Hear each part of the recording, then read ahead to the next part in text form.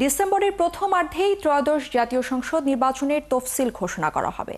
বৃহস্পতিবার কমিশন সভা শেষে এই তথ্য জানিয়েছেন নির্বাচন কমিশনার আবুল ফজল মোহাম্মদ সানাউল্লাহ। তিনি আরও জানিয়েছেন, এই বছরের 31 অক্টোবর পর্যন্ত যাদের বয়স 18 হবে তাদের ভোটার করা হবে, আর প্রবাসীদের ভোট গ্রহণ পদ্ধতি দ্রুত সম্পন্ন করতে ব্যবস্থা নেওয়ার কথাও জানিয়েছেন ইসি সানাউল্লাহ। ফারজানা আক্তারের প্রতিবেদন। গতি উঠতে শুরু করেছে নির্বাচনী ট্রেনের। আসছে ডিসেম্বরে জাতীয় সংসদ নির্বাচনের তফসিল ঘোষণার সিদ্ধান্ত নিয়েছে নির্বাচন কমিশন। 2 মাস আগে আনুমানিক যেদিন আমরা শিডিউল ঘোষণা করব, তো আপনারা ধরেই নিতে পারেন এই শিডিউল ঘোষণার কাজটা আমাদের ডিসেম্বর মাসের প্রথমার্ধেই আপনারা পাবেন। ফেব্রুয়ারিতে জাতীয় নির্বাচন সম্পন্ন করতে প্রধান উপদেষ্টার দেয়া চিঠির পর কমিশন সভায় আলোচনা হয় প্রবাসীদের ভোটিং, প্রার্থীদের আচরণ বিধিমালা ও আরপিও সংশোধনী নিয়ে।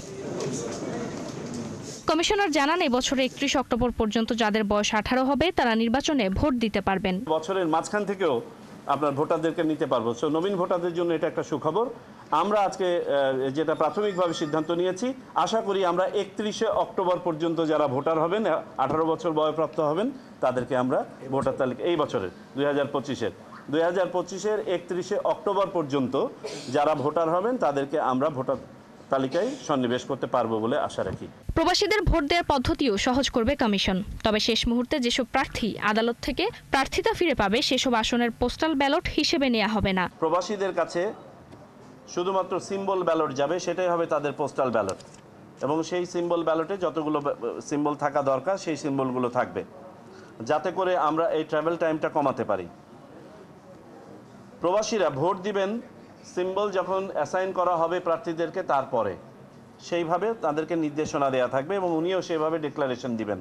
একজন করে অ্যাসিস্ট্যান্ট রিটার্নিং অফিসার প্রত্যেক কনস্টিটিউয়েন্সির খামের মধ্যে ভোটারের ঠিকানা লেখা, কোড দেওয়া, ব্যালটকে আপনার প্রবেশ করানো, প্রেরণ, এই কাজগুলো সম্পন্ন করবেন। 45,000 কেন্দ্রের সিসিটিভি রাখা ব্যয়বহুল ও জটিল প্রক্রিয়া বলেও জানান ইসি সানাউল্লাহ।